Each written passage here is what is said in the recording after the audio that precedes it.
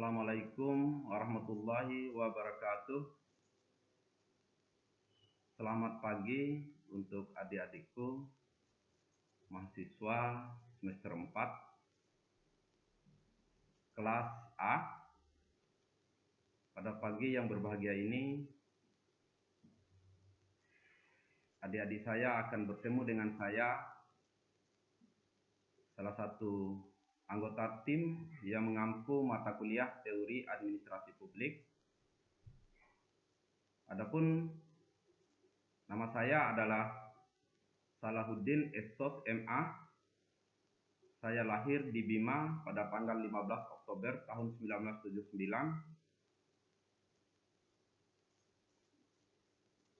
Saya mengampu mata kuliah teori administrasi publik dengan kode mata kuliah MKBAP 24 yang bobot SKS-nya adalah 3 SKS. Adapun tim saya dalam mengampu mata kuliah ini, saya bersama dengan Bapak Tauhid SE MAP. Dalam mata kuliah ini, kita akan membicarakan beberapa hal seputar administrasi publik serta teori-teorinya. Selain daripada itu, dalam mata kuliah ini diharapkan setelah adik-adik saya mengikuti mata kuliah ini mampu memahami dan menjelaskan konsep dasar perkembangan studi administrasi negara atau administrasi publik, serta mampu menganalisis terkait persoalan administrasi publik dalam perspektif ilmu dan teorinya. Juga mampu memahami paradigma dalam administrasi, serta diharapkan mampu menjelaskan berbagai teori yang lahir sesuai dengan paradigma administrasi negara atau administrasi publik. Paradigma good governance dalam studi administrasi publik merupakan salah satu pembahasan yang akan kita bahas dalam materi ini. Selain daripada itu, ada juga kepemimpinan dalam administrasi publik. Kemudian kita juga akan membicarakan tentang kedudukan birokrasi dalam administrasi publik, serta memahami persoalan yang berkaitan dengan peran administrasi publik dalam pelayanan terpadu, serta memahami pendekatan mutakhir, memahami teori dalam aplikasi penelitian secara baik dan benar. Dalam mata kuliah ini, kita akan melewati sekitar 16 pertemuan dengan pertemuan penutupnya. Ada 15 kali pertemuan dengan rincian pembahasan kita. Pada beberapa pertemuan itu adalah pada pertemuan pertama, kita akan sedikit memaparkan, membahas tentang gambaran umum mata kuliah kita. Selanjutnya, kita juga akan membicara tentang RPS, kontrak perkuliahan dan instrumen penilaian. Pertemuan kedua, kita akan berbicara tentang sejarah perkembangan studi administrasi publik. Pertemuan ketiga, kita akan membicarakan tentang administrasi negara dalam perspektif filsafat ilmu. Kemudian pertemuan selanjutnya, kita akan membicarakan paradigma dalam studi ilmu administrasi publik. Pertemuan yang kelima, yaitu berbicara tentang teori-teori dalam ilmu administrasi negara. Pertemuan keenam, kita akan berbicara dan membahas terkait perspektif dalam studi ilmu administrasi negara. Pertemuan yang ketujuh adalah kita akan melakukan evaluasi tengah semester atau kita akan ujian tengah semester. Pertemuan ke-8 kita akan membicarakan tentang konsep dan aplikasi good governance. Pertemuan yang ke-9 kita akan membahas tentang model kepemimpinan dalam administrasi publik. Kemudian kita juga pada pertemuan yang ke-10 kita akan membicarakan tentang kedudukan birokrasi dalam studi administrasi negara. Pertemuan ke-11 kita akan membahas materi yang berhubungan dengan aspek manajemen dalam administrasi publik. Pertemuan yang ke-12 kita akan membicarakan proses dan mekanisme penyusunan kebijakan publik. Pertemuan yang ke-13 kita akan membicarakan tentang administrasi negara dalam pemerintahan daerah. Pertemuan yang ke-14 yaitu pertemuan yang membahas tentang pelayanan terpadu dalam studi administrasi publik. Pertemuan yang ke-15 adalah kita akan membahas tentang paradigma e-government dalam studi administrasi publik. Dan pertemuan ke-16 adalah kita akan evaluasi total seluruh proses perkuliahan kita selama 1 semester, atau bisa juga dikatakan sebagai pertemuan terakhir kita. Di pertemuan terakhir ini akan dilanjutkan dengan ujian semester.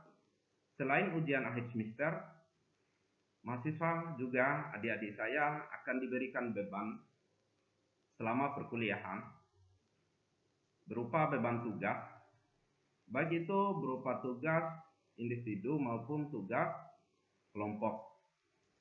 Dan tugas-tugas individu ataupun tugas kelompok ini bisa dalam bentuk makalah ataupun artikel ilmiah. Dan sekarang saya akan memberikan gambaran juga terkait dengan rencana atau rancangan tugas mahasiswa sebagai rujukan bagi adik-adik saya mahasiswa nanti dalam menyelesaikan tugas. Adapun salah satu bentuk tugasnya adalah membuat makalah yang objek garapannya yang berhubungan dengan administrasi negara atau teori administrasi publik atau paradigma-paradigma yang berhubungan dengan administrasi negara serta sejarah perkembangan administrasi publik. Tugas ini dikerjakan secara individu dan juga dikerjakan secara kelompok. Nanti kita akan membagi kelompok. Dan setiap tugas akan dipresentasikan oleh masing-masing mahasiswa. Dan selain mempresentasikan secara individu, nanti ada tugas juga yang dipresentasikan secara kelompok. Dan masing-masing mahasiswa akan diberikan penilaian berdasarkan komponen penilaiannya terkait dengan presentasi tugas. Dan tugas tidak boleh sama judulnya. Dan halaman tugasnya ya dia minimal 12 halaman serta rujukan dan daftar pustaka juga yang disertai dengan jurnal-jurnal sebagai referensinya. Tugas diketik dalam bentuk spasi 1,5 di kertas A4 dengan margin 4433. Hurufnya Times New Roman size 12. Adapun kriteria atau komponen penilaian tugas itu terdiri dari topik atau tema. Tema akan diberikan bobot penilaian 10%. Terus sistematika penulisan akan diberikan penilaian komponennya 20%. Terus konsep dan teori itu akan mendapatkan bobot penilaian 10%, serta metodologi penelitian bobot penilaiannya 20%. Terus hasil dan pembahasan akan diberikan bobot 30% dan teknik citasi 10%. Dalam hal komponen penilaian tugas, hasil dan pembahasan ini akan menjadi komponen yang sangat penting dalam memberikan penilaian. Selanjutnya, kita akan mencoba untuk membahas terkait teori administrasi publik. Dalam pertemuan kali ini, kita akan menguraikan sedikit tentang persoalan yang berhubungan dengan paradigma administrasi atau sejarah perkembangan administrasi. Tetapi karena ini adalah masuk materi di pertemuan kedua, maka saya akan mengarahkan pembahasan kita pada pagi yang berbahagia ini adalah pembahasan yang berkaitan dengan sejarah perkembangan ilmu administrasi publik. Dalam membicarakan sejarah perkembangan ilmu administrasi publik, kita akan melewati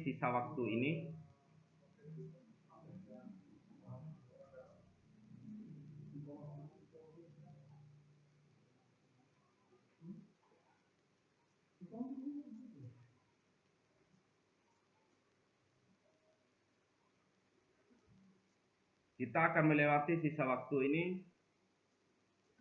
yang berhubungan dengan sejarah singkat perkembangan ilmu administrasi publik. Dalam materi ini, kita akan membicarakan sekilas tokoh-tokoh di balik perkembangan ilmu administrasi publik. Yang pertama adalah tokoh yang muncul yang seiring waktu berjalan dengan lahirnya ilmu administrasi negara. Jadi tokoh ini dia memberikan pengaruh yang besar sekali bagi perkembangan ilmu administrasi negara, karena pada tahun ini dikenal juga dalam studi administrasi negara atau administrasi publik sebagai tahun lahirnya ilmu administrasi negara. Seorang tokoh itu adalah Woodrow Wilson. Woodrow Wilson pada tahun 1886 melalui karyanya yang pertama yang berjudul adalah The Study of Administration, merupakan tonggak perkembangan awal pemikiran administrasi publik. Pemikiran Wilson lahir karena adanya kesalahan dalam politik di negaranya yang disebabkan oleh intervensi politik pada semua badan administrasi, pada semua penyelenggaraan administrasi negara, yang menyebabkan terjadinya gangguan-gangguan dan hambatan dalam proses penyelenggaraan kehidupan bernegara. Intervensi politik yang berlebihan dalam proses penyelenggaraan administrasi negara di berbagai badan ini menyebabkan lahirnya tuntutan atau kritikan daripada Wilson bahwa perlu dilakukan pemisahan yang tegas antara politik dan administrasi. Karena bagaimanapun juga pentingnya dikotomi antara politik dan administrasi ini semata-mata demi kelangsungan tugas pokok negara, yaitu untuk mewujudkan kesejahteraan bagi masyarakatnya. Lebih dari itu, fungsi negara yang semakin lama semakin berkembang menyebabkan terjadinya tuntutan-tuntutan yang lain juga yang berhubungan dengan tuntutan kesejahteraan masyarakat. Sehingga ini semua harus dilakukan melalui pemisahan yang berkaitan dengan politik dan administrasi. Karena tanpa dilakukan pemisahan, maka dikhawatirkan akan mengganggu proses penyelenggaraan administrasi negara. Kemudian, tokoh lain juga yang membicarakan tentang administrasi negara, yaitu Frederick Winslow. Frederick Winslow Taylor ini sekitar tahun 1912, dia memunculkan pemikiran-pemikirannya yang dilatar belakangi oleh kebutuhan produktivitas, terus studi waktu untuk setiap pekerjaan, serta metode terbaik dan tercepat dalam melakukan pekerjaan, dan sistem pembayaran diferensial. Jadi konsep yang ditawarkan oleh Taylor ini melahirkan beberapa prinsip, yaitu prinsip manajemen ilmiah. Yang selanjutnya juga ada dia membahas tentang mengembangkan ilmu yang berkaitan dengan metode kerja ilmiah, terus yang berhubungan dengan rekrutmen serta training, terus pengawasan pekerja secara ilmiah, serta harmonisasi hubungan. Sampai di sini apa ada pertanyaan yang berkaitan dengan sejarah dua tokoh tadi yang berbicara tentang teori administrasi publik? Baiklah, saya akan melanjutkan. Selanjutnya adalah seorang tokoh yang sangat terkenal yang juga disebut oleh kita sebagai bapaknya birokrasi. Bapaknya birokrasi yaitu Max Weber sekitar tahun 1922. Jadi Max Weber ini sebagai seorang tokoh besar yang memberikan sumbangsihnya di dalam perkembangan ilmu birokrasi dan ilmu administrasi. Dia menghadirkan beberapa tipe ideal dalam penyelenggaraan administrasi negara. Salah satunya adalah birokrasi ideal adalah mereka yang menjadi staf dalam birokrasi ideal. Kemudian dia juga menawarkan konstruksi birokrasi yang ditawarkan adalah birokrasi ideal yang ditemukan dalam karyanya Politics as Vacation pada tahun 1918. Hal ini dikemukakan oleh Weber pada saat pidatonya di Universitas Munich. Kemudian dia juga menawarkan konsep yang berkaitan dengan negara state. Weber memandang negara dari sarana atau alat yang dimilikinya dan bukan dari tujuannya.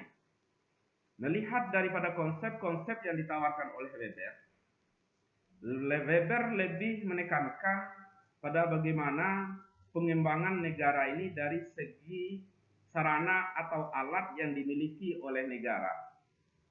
Sementara Weber, walaupun dia tidak secara tegas menyampingkan tujuan dalam melihat negara, tetapi pemikiran-pemikiran Weber ini melahirkan birokrasi yang kaku, birokrasi yang sangat legal, karena legal formal yang diajukan oleh Weber ini adalah birokrasi yang memang semata-mata berdasarkan struktur dan hierarki sebagaimana yang diatur dan ditentukan oleh aturan yang berlaku. Birokrasi ideal ala Weber yang ditawarkannya adalah berbicara tentang adanya pembagian tugas pekerjaan yang dikenal dengan division of labor, Yang kedua adalah adanya prinsip hierarki dalam organisasi. Yang ketiga, Weber menawarkan pelaksanaan tugas diatur oleh sistem peraturan. Dalam hal ini, Weber menekankan begitu pentingnya suatu aturan dalam memberikan batasan-batasan terhadap tugas pokok dan fungsi yang dipegang oleh masing-masing unit atau bidang dalam melaksanakan tugasnya. Terus, Weber juga mengajukan konsep terkait birokrasi ideal ini yang itu berupa pengawal yang ideal. Pengawal ideal yang dimaksudkan oleh Weber adalah pengawal yang bekerja atas semangat. Jadi, Weber ini melihat pentingnya konsep pengawalan yang dilandasi dengan semangat kerja yang tinggi. Selanjutnya, yang kelima, birokrasi ideal ala Weber adalah adanya sistem karir. Jadi, sistem karir dalam pekerjaan menurut Weber adalah sesuatu yang sangat penting. Karena dalam penentuan sistem karir ini, birokrat atau aparatur birokrasi dapat menentukan arah-arah pengembangan karirnya bagi kelanjutan karirnya. Selanjutnya, menurut Luther Hensley. Luther Hensley ini adalah salah satu tokoh yang nanti di pertemuan di kemudian hari kita akan membicarakan lebih banyak. Dia mengajukan pemikiran, yaitu para eksekutif dan institusi harus tanggap terhadap keadaan darurat yang sedang dihadapi. Dalam hal ini, dia mengajukan konsep yang berkaitan dengan pengorganisasian atau planning, yaitu pengembangan dalam garis besar kegiatan-kegiatan yang harus dilaksanakan, serta metode-metode pelaksanaan pekerjaannya. Kemudian ada pengorganisasian yang berhubungan dengan organizing, yaitu penyusunan struktur otoritas formal berdasarkan subbagian pekerjaan yang dibentuk. Ada staffing atau penyusunan tenaga kerja, yaitu penentuan fungsi kepegawaian seluruhnya, bagaimana sistem penerimaan dan pelatihan juga itu menjadi sesuatu yang dipandang penting. Selanjutnya adalah directing, yaitu pembimbing, yaitu untuk mengarahkan. Tugas memimpin perusahaan itu selain daripada untuk memanage, mengorganisir, dia juga harus menjadi pembimbing atau pengarah. Kemudian ada koordinasi atau coordinating. Tugasnya adalah untuk menghubungkan macam-macam bagian pekerjaan yang penting. Terus ada pelaporan atau reporting. Pekerjaannya adalah memberi informasi kepada orang serta kepada atasan tentang keadaan pekerjaan. Yang terakhir adalah kita berbicara tentang George Frederickson dan Den Haag and Den Haag. George Frederickson ini menawarkan tentang New Public Management pada tahun 1950-an sampai 1970-an. Dalam New Public, dia menawarkan New Public Administration pada tahun 1950-an sampai tahun 1970-an dengan yang biasa kita kenal sekarang adalah NPA. Kemudian hadir Osborne, ya, yang melengkapi pemikiran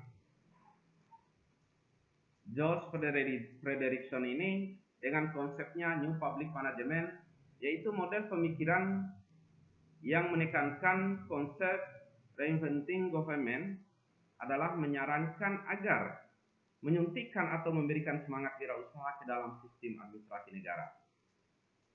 Dengan 10 prinsip pemerintahan yang berjiwa wirausaha yang ditawarkannya adalah pemerintahan katalis, dan kedua adalah pemerintahan milik masyarakat, yang ketiga pemerintahan yang kompetitif, keempat pemerintahan yang digerakkan oleh misi, yang kelima pemerintahan yang berorientasi pada hasil, yang keenam pemerintahan yang berorientasi pada pelanggan, yaitu pemerintahan yang memenuhi kebutuhan pelanggan, bukan kebutuhan birokrasi. Yang ketujuh adalah pemerintahan wirausaha. Yang kedelapan adalah pemerintahan antisipatif. Yang kesembilan, pemerintahan desentralisasi. Yang kesepuluh, pemerintahan yang berorientasi pasar. Jadi, 10 prinsip pemerintahan yang berjiwa wirausaha yang ditawarkan oleh David Osborne ini, kita nanti akan membahas lebih lanjut pada pertemuan selanjutnya. Kemudian Den Haag and Den Haag adalah dua orang yang telah menawarkan New Public Service. Jadi konsep New Public Service yang ditawarkan oleh Den Haag dan Den Haag ini adalah konsep bagaimana dia menekankan betapa pentingnya suatu negara dalam penyelenggaraan administrasi publik, memusatkan perhatiannya, memberikan perhatian yang besar dalam soal pelayanan publik.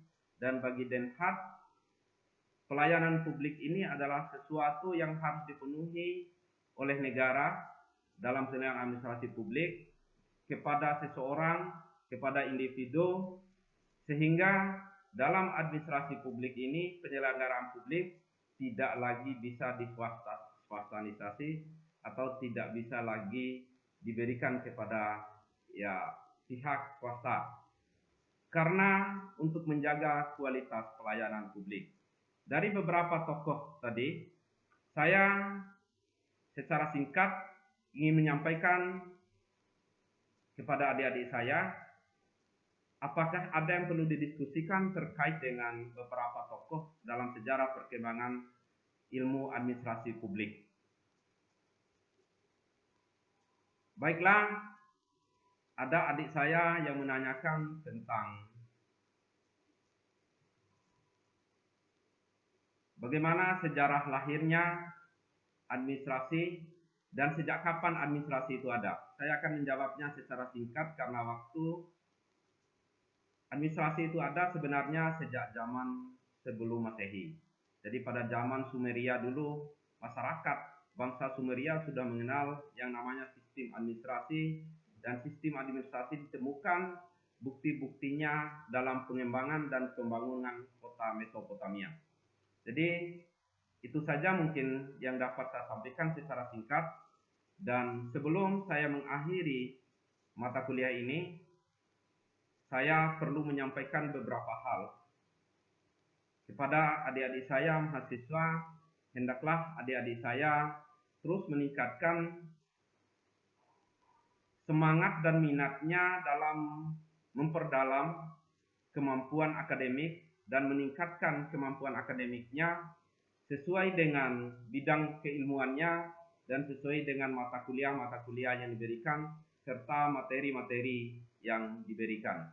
Karena bagaimanapun juga dalam proses pendidikan orang dewasa, partisipasi kedua belah pihak itu sangat penting.